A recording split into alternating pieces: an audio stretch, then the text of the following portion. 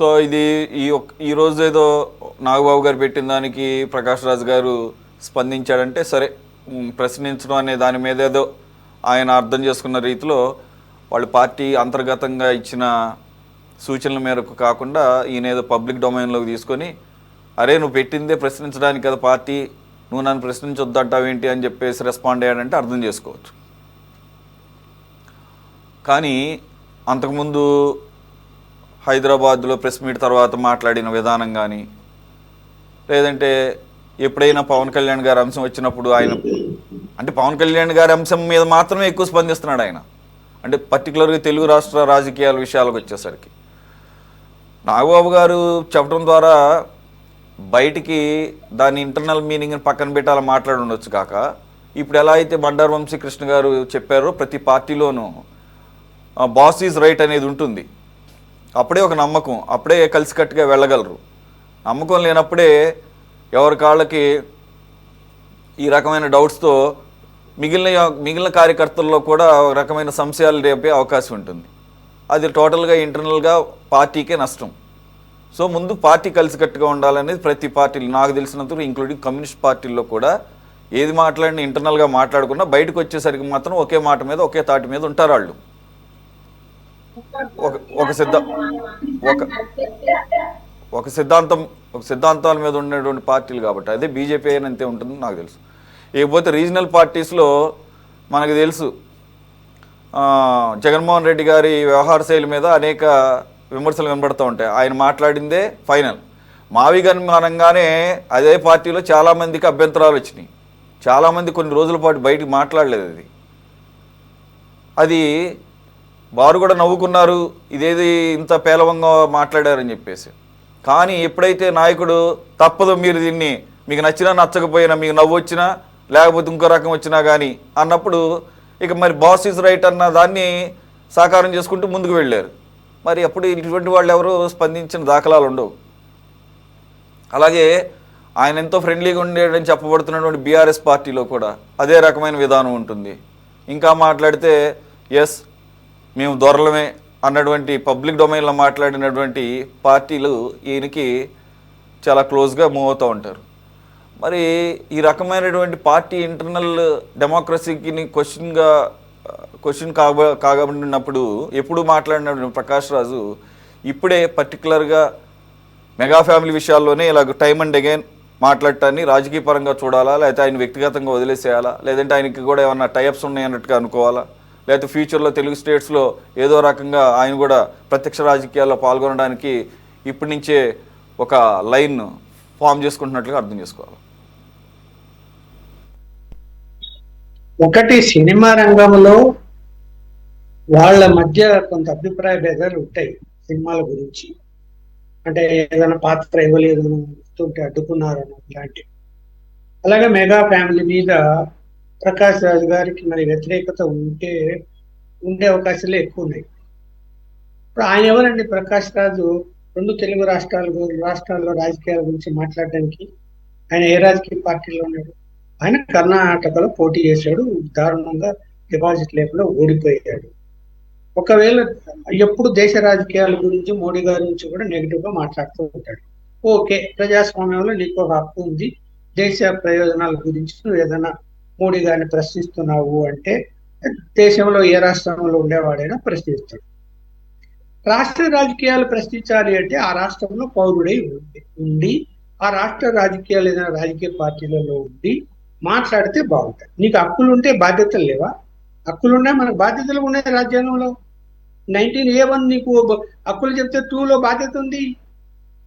నీకు హక్కు ఉంది కదా అని చెప్పి ఇష్టం వచ్చినట్టు మాట్లాడతావా? ఇష్టం వచ్చినట్టు నీ అభిప్రాయం చెప్తావా? ఒక పద్ధతి ఉండాలి కదా దానికి. అసలు ఆయన ఈ రెండు తెలుగు రాష్ట్రాలకు సంబంధించిన రాజకీయాల్లో ఆర్జీవి కానీ ఆయనకు కానీ ఏంటి సంబంధాలు? మీరు సినిమాలకు సంబంధించి ఏమైనా ఉంటే మీరు ఏమైనా మాట్లాడుకోండి, ఏమైనా నెగిటివ్ గా చెప్పుకోండి, పాజిటివ్ గా చెప్పుకోండి, అది వేరే అంశం. సినిమాల గురించి మాట్లాడితే, రాజకీయాల గురించి మాట్లాడుతా అన్నప్పుడు నువ్వు కక్ష కట్టుకొని ఎన్డీఏ కూటమి పార్టీలనే టార్గెట్ చేస్తూ మాట్లాడుతున్నావే. మరి జగన్మోహన్ రెడ్డి గారి నుంచి కూడా ఎందుకు మాట్లాడలేదు? మాట్లాడావా? మాట్లాడితే నీ మూతి పగల కొట్టిండే వాళ్ళు ఈ పార్టీకి. ప్రకాష్ రాజ్ మూతి పగల కొట్టిండేవాళ్ళు. ఎందుకు మాట్లాడలేకపోయాడు మరి జగన్మోహన్ రెడ్డి గారి గురించి? జగన్మోహన్ రెడ్డి గారు అని కరెక్ట్గా చేశారా? చేయలేదు కదా. చేయకనే కదా ఓడిపోయారు, 11 సీట్లు వచ్చాయి. మరి ఇట్లా ఇక్కడ లోపల ఒకటి పెట్టుకొని బయట ఒకటి మాట్లాడడం కాదు. నిజంగా సార్ నీకు సార్ సార్ ఈ ఒక్క దేశ సార్ ఒక్క సార్ ఒక్క నిమిషం ఇంకొకటి ఒకటే ఇక్కడ మీరు అన్నట్టు ఎన్డీఏ పక్షాలని, ఎన్డీఏలో ఉన్నటువంటి రాజకీయ పార్టీలను ఆయన టార్గెట్ చేస్తున్నాడు అనేది ఓపెన్ అయితే అందరూ తెలిసిందే. ఈవెన్ జగన్మోహన్ రెడ్డి గారు కూడా ఎన్డీఏ పక్షంలో అనధికారికంగా ఉన్నట్టే కదా. ఆయన ఎప్పుడు కూడా ఎన్డీఏకి ప్రోగానే ఇచ్చేసాడు కదా. మరి దాన్ని ప్రశ్నించలేదు కదా, ప్రశ్నించచ్చు కదా. నువ్వెందుకు మోడీ గారిని సపోర్ట్ చేస్తున్నావా? జగన్మోహన్ రెడ్డి నిలదీయాలి కదా, తీయలేదు. మరి నువ్వు హక్కులు ఉన్నాయి కాదండ్రు, హక్కులు ఉన్నాయంటే ఎవరికి ఉంటాయండి? ఈ రాష్ట్రంలో ఉండేటువంటి ప్రజలకు ఓటు వేసే వాళ్ళకి హక్కు ఉంటుంది. నువ్వు ఎక్కడున్నావు, ఎవరికి ఓటేస్తున్నావు, ఎక్కడ ఓటేస్తున్నావు చెప్పు చెప్పు. మరి ప్రశ్నించడానికి కూడా అడ్డుపడుతూ ఉండాలి కదా. నువ్వు ఏం పెద్ద రాజకీయ నాయకుడు అని నువ్వు సినిమాలలో పనికిమాలిన వేషాలన్నీ వేసి, దుర్మార్గపు వేషాలు వేసి నువ్వు నిధులు చెప్తావా ఇవాళందరికీ? నీ క్యారెక్టర్స్ ఏంటివి అక్కడ సినిమాలలో? నిన్ను ఎలా చూస్తారు ప్రజలు, ప్రేక్షకులు? ఏ ఆలోచనతో చూస్తారు నీ ముఖాన్ని? ఒక దుర్మార్గుడుగానే చూస్తారు, ఒక రేపిస్ట్ గానే చూస్తారు. మరి ఏమో మాట్లాడతావే? అయ్యమంట సినిమాల పాత్రలు కాబట్టి ఒప్పుకుంటున్నావు, ఒప్పుకో, పాత్రలు ఏమైనా వేసుకో. నువ్వు మోడీ గారి గురించి మాట్లాడేటువంటి స్థాయి ఉంటే మీ దగ్గర అసలు? అంటే సినిమాలలో నటించిన మాత్రాన మీరు రాజకీయాల్లో ఇష్టం వచ్చినట్టు ఎవరినంటే వాళ్ళని మాట్లాడచ్చా? ఆర్జీవీ ఏంది, ఆయన డైరెక్టరు. ఆ డైరెక్టర్ గా తను ఏం ప్రూవ్ చేసుకున్నాడు? ఏదో 1-2 సినిమాలు సక్సెస్ అయితే తర్వాత ఆయన బిహేవియర్, ఆయన పద్ధతులు, ఆ సోషల్ మీడియాలో వస్తున్నటువంటి వీడియోలు చూసిన తర్వాత అందరు అసహించుకుంటూ ఉన్నారు. ఏంటి ఆయన మాట్లాడేది? ఆయన విలువేయాల్సిన అవసరం ఏంటి? ఎవరండి వీళ్ళిద్దరు అసలు? ఒక బాధ్యత గల పౌరుడిగాను, ఒక బాధ్యత గల రాజకీయ నాయకుడిగాను మాట్లాడితే అది ఎవరైనా రిసీవ్ చేసుకుంటారు, దిద్దుకోవాలి ఖచ్చితంగా. కాదని అనరు. ఏం మాట్లాడుతున్నారు మీరు? నోటుకు వచ్చినట్టు మాట్లాడతారు. అది కాదు రాజులు గీజులు ఇవన్నీ ఏంటి? అవునండి, ప్రజలు మెచ్చితే ఎవరన్నా ఊహించారా తమిళనాడులో ఆయన వస్తాడని? విజయ్ అమ్మ ఎప్పుడు వచ్చినా డిఎంకేని అన్నాడీఎంకేని గెలిపిస్తారు అనేటువంటి పద్ధతిలో పోయారు. తను నిరూపించుకున్నాడు, ప్రజలు ఓట్లేశారు, ఆ ప్రత్యామ్నాయ మార్గం చూశారు. ప్రజలు 2 గ్రూపులు కాదనుకున్నారు, ఒక కొత్త ఒరవడి తీసుకొచ్చారు. అది మంచి కానీ చెడు కానీ గవర్నమెంట్ ఉంటుందా, రేపొద్దున సంవత్సరానికి పోతుందా తర్వాత విషయం. ప్రజల్లో మార్పు కనపడింది ఎక్కడ? ప్రజల్లో మార్పు ఎక్కడ కనపడినా కూడా చేంజెస్ ఉంటాయి. బెంగాల్లో ప్రజల్లో ఎందుకు అంత మార్పు వచ్చింది? చిన్న మార్పు, అది 92% ఓట్లేశారు. మరి ఇక్కడ ఎక్కడ ఏం జరుగుతుందో, ప్రజల ఆలోచన ఎలా ఉంటుందో తెలియదా? ఒక మార్పు అనేది ప్రజలు కోరుకున్నప్పుడు ఒక మనిషి మీద ఆశ పట్టుకుంటారు. ఎస్, ఈయన మనకు గట్టిగా నిలబడతాడు, తను చేయగలుగుతాడు, పేదలకు అండగా ఉంటాడు అని నమ్మితే జనం విపరీతం పోయి ఓట్లు వేసేస్తారు, అంతే, సమస్య లేదు. అది ఆయన ప్రజాస్వామ్యంలో ఎక్కడైనా పోటీ చేయొచ్చు. అది ఒక రాజకీయ పార్టీ. తెలంగాణలో వస్తాడు, తెలంగాణలో రిజిస్ట్రేషన్ చేసుకున్నాడు. ఆయన మామూలుగా నేషనల్లో పార్టీ రిజిస్టర్ అయినాక ఏ రాష్ట్రంలోనైనా పోటీ చేయాలనుకుంటే ఆ రాష్ట్రంలో కూడా లెటర్ ఒకటి సబ్మిట్ చేసి వాళ్ళ అనుమతి తీసుకుని పోటీ చేస్తారు. అది జాతీయ పార్టీగా 3 రాష్ట్రాల్లో ఎన్ని సీట్లన్నీ వస్తే దాని తర్వాత జాతీయ పార్టీ అవుతుంది. అట్లనే తెలుగుదేశం పార్టీ అలా పోటీ చేయడం వల్ల జాతీయ పార్టీగా గుర్తింపు వచ్చింది. తను ఇక్కడ పోయిన అసెంబ్లీ ఎన్నికల్లో పోటీ చేశాడు కదా. జనసేన తెలంగాణలో పోటీ చేసింది కదా అసెంబ్లీ ఎన్నికల్లో, చేయకుండా ఉండేదే, చేసింది. ఇప్పుడు మళ్ళీ తను ఇక్కడ పోటీ చేస్తాను అంటున్నాడు. ఏంటి దాంట్లో? దాన్ని పెద్ద విమర్శించాల్సి అవుతుంది. రేపొద్దున అతను తనకు ముఖ్యమంత్రి కావాలని అనేటువంటి ఉద్దేశం లేదు, క్లియర్ గా చెప్పాడు. నేను ఇక్కడ ముఖ్యమంత్రి కావాలనే ఉద్దేశం నాకు కాదు, నేను కావాలని కాదు, నేను కూడా ఇక్కడ పోటీ చేయాలి, ప్రజాస్వామ్యంలో ఉంది, మేము మాది రిజిస్ట్రేషన్ పార్టీ అని చెప్పుకున్నాడు. జనం నచ్చితే ఓట్లు. ఇప్పుడు మన పోటీ చేశాడు, 8 సీట్లు 9, ఐ థింక్ 7 అన్ని ఓడిపోయాడు. ఇది లాస్ట్ అసెంబ్లీ ఎన్నికల్లో తెలంగాణలో. ఓటమి గెలుపనేది చెప్పలేము, ఏ రోజు ప్రజల్లో ఎలాంటి మార్పు వస్తుందో చెప్పలేము. పోటీ చేయాలనుకుంటున్నాడు, ఒంటరిగా పోటీ చేయొచ్చు. రేపు ఎన్డీఏ కూటమిలో ఉన్నాడు కాబట్టి బీజేపీతో కలిసి కూడా సీట్ల సర్దుబాటు చేసుకోవచ్చు. అసెంబ్లీ ఎన్నికల్లో సీట్ల సర్దుబాటు చేసుకునే కదా పోటీ చేశారు. ఇక్కడ పోటీ చేసి ఓడిపోయారు. రేపొద్దున సీట్ల సర్దుబాటు చేసుకోవచ్చు, కొత్త విషయం ఏం కాదు కదా. అసలు మీరు ఎంత దారుణంగా ఒక్కొక్కరు మాట్లాడడం. ఆ, ఆ, అసలు మీరు ఇక్కడికి ఎందుకు వస్తారు, అడుగెందుకు పెడతారు, వీడెందుకు మీ ఆస్తులు ఉంటాయి, నువ్వు తరిమేస్తాము అని మాట్లాడుతూ ఉంటే దాన్ని ఖండించాలా? ప్రజాస్వామ్యంలో ఎక్కడైనా పోయి పోటీ చెయ్యొచ్చు, ఓటు హక్కు లేకపోయినా పోటీ చెయ్యొచ్చు. అక్కడ ఆ నియోజకవర్గంలో నాకు ఓటు హక్కు లేకపోయినా నేను వెళ్ళి, ఇక్కడ నాకు ఓటు హక్కు ఉన్న హైదరాబాద్ లో నేను వెళ్ళి పోటీ చెయ్యొచ్చు. చేయకూడదు ఎక్కడ చూపేమండి రాజ్యాంగంలో?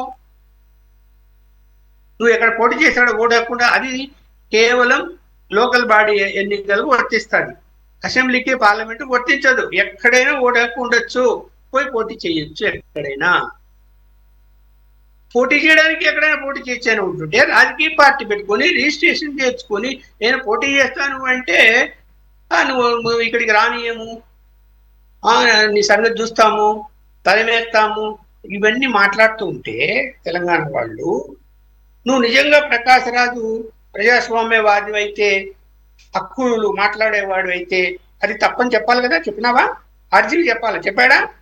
చెప్పలేదు వీళ్ళిద్దరు. ఎందుకు చెప్పలేదు మరి? అంటే తెలంగాణ వాళ్ళు వచ్చి మూతులు పాల్గొడతారా? అంత భయమా మీకు వాళ్ళంటే? మరి అంటే వీళ్ళంటే అంత కదా. ఏం హక్కు ఉందని చెప్పి ఏం మాట్లాడతారా మీరు? నాకు అర్థం కాదు. ఏం హక్కు ఉందని మాట్లాడుతున్నారు మీరిద్దరు? మీరు రాజకీయ పార్టీలో చేరండి, పోటీలు చేయండి, ఎక్కడ పోటీ చేసుకుంటారు అక్కడ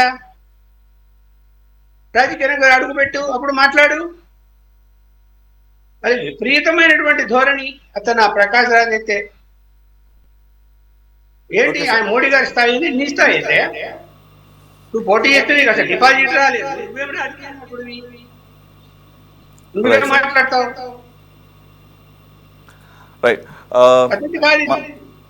ఓకే లక్ష్మి గారు, ఇలా చూపకూడదు. వాళ్ళకి వ్యక్తిగత కక్షలు ఉండొచ్చు. ఆ రాజకీయ రంగంలో ఎంటర్ అయిపోయి వాటి గురించి మాట్లాడితే, సినిమాలు తీశారు అనుకోండి, సినిమాల గురించి మాట్లాడు. రైట్. మాట్లాడుతుందాం, చూద్దాం ఇంకా ఏమన్నా దీన్ని ప్రొలాంగ్ చేస్తారో ఏంటో చూద్దాము. వెంకటేశ్వరరావు గారు, నెక్స్ట్ టాపిక్లోకి వెళ్లే ముందు నేను ఇంకొకటి కూడా, నాకు గుర్తున్నంతవరకు మా ఎలక్షన్స్ టైంలో ప్రకాష్ రాజ్కి మెగా అంటే ఐ మీన్ టీమే కాస్త సపోర్ట్గా నిలబడిందని నాకు గుర్తు. ఏది మోహన్ బాబు ప్రకాష్ రాజ్ మధ్య ఒక వార్ లాగా జరుగుతున్న టైంలో మరి వాళ్ళ మధ్యలో బాగానే ఉండేది. అలాగని ఇప్పుడు బాగాలేదని నేను అన్న, కానీ ప్రకాష్ రాజ్ తన యొక్క స్టాండ్ చాలా అదేంటి time to time, point to point నేను అడ్రస్ చేయగలను అని ఒక రకమైనటువంటి ఏదో తెచ్చుకున్న గాంభీర్యం తగ్గట్టుగా మాట్లాడుతుంటే అనిపిస్తుంది. ప్రోగ్రెసివ్గా ఆయన క్వశ్చన్ చేసే కొన్ని బాగానే ఉంటాయి, కాదంటలేదు. కానీ ఇక్కడికి వచ్చేసరికి మరి ఈ డివిజన్ ఏంటో మనకు అర్థం కాదు. తెలుగు రాష్ట్రాల్లోనే ఇలాగ ఎందుకు అవుతారో తెలీదు. రెండో పాయింట్, దీన్ని ఎక్స్టెండ్ చేయడం నా ఉద్దేశం కాదు, కానీ ఈవెన్ నిన్న రీసెంట్గా రాహుల్ రామకృష్ణ అని ఒక అతను ఉన్నాడు,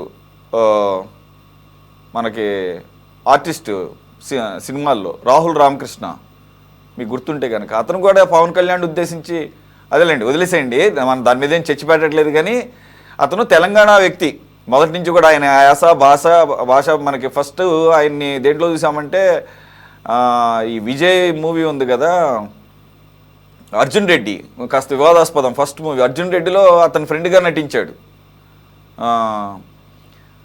రాహుల్ రామకృష్ణ. అయితే అతను తెలంగాణ బోర్న్ అండ్ బ్రాటప్, అది అతని యాసలో కూడా కనపడిపోతూ ఉంటుంది. అయితే అతను ఈ మధ్యకాలంలో కొన్ని ట్వీట్స్ అసందర్భంగా ఉన్నప్పుడు కొంతమంది ఏదో చెప్పారు, అతనికి కాస్త మానసికంగా డిస్టర్బ్ అయి ఉన్నాడు అది ఇది అని కూడా అన్నారు. ఆ తర్వాత అతను కూడా నేను ఉపసంహరించుకుంటున్నా, నాకు ఎగ్జాక్ట్ ఇష్యూ లేదు, గుర్తులేదు, కానీ నేను ట్వీట్స్ చేయను, సోషల్ మీడియా నుంచి బయటికి వెళ్ళిపోతున్నాను అన్నాడు. మళ్ళీ రీసెంట్గా నిన్న ఏదో పవన్ కళ్యాణ్ గారంట అడవులకు సంబంధించి, గ్రామ సభలకు సంబంధించి అంట సరైన ఇన్ఫర్మేషన్ లేదట, ఆర్టీఐ ద్వారా తెచ్చుకున్నాడంట. అసలు చాలా వేగ్గా ఉంది ఆయన పోస్టులు. నేను జస్ట్ మీకు చెప్తున్నా అన్నమాట, చెప్తూ మీరు వీటన్నిటికి సమాధానం చెప్పాల్సిన బాధ్యత ఉండదని చివరిలో జై తెలంగాణ అన్నాడు.